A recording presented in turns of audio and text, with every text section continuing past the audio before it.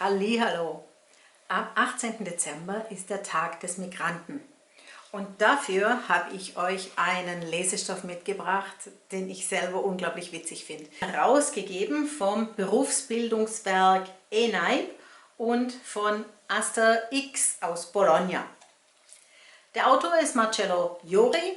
Es ist das Tagebuch eines Kindes, Luigi Tempesta, der nach Deutschland kommt und sich erstmal total zurechtfinden muss. Das ist natürlich alles gar nicht so einfach. Sein Tagebuch beginnt am 1. August 1999 und er schreibt: Heute könnte ich sterben vor Glück.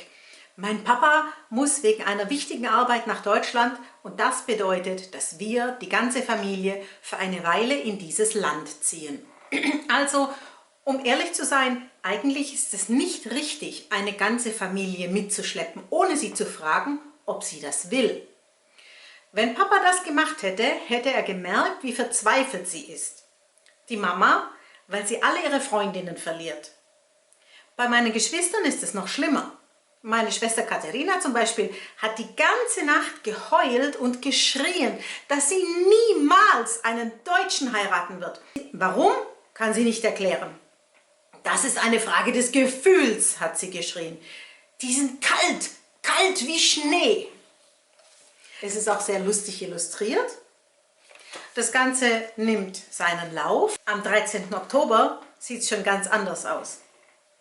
Mein lieber Freund, ich muss so schnell wie möglich ein Buch über die Frauen schreiben, um den Männern bei ihrer Rettung ein bisschen zu helfen. Ich glaube, ich bin inzwischen ein Experte in diesen Sachen. Das Wichtigste, was ich den anderen beibringe, ist das: Die Frauen ticken nicht ganz richtig. Oft sind sie sogar verrückt. Einige lügen sogar. Und alle sagen etwas und machen dann etwas anderes.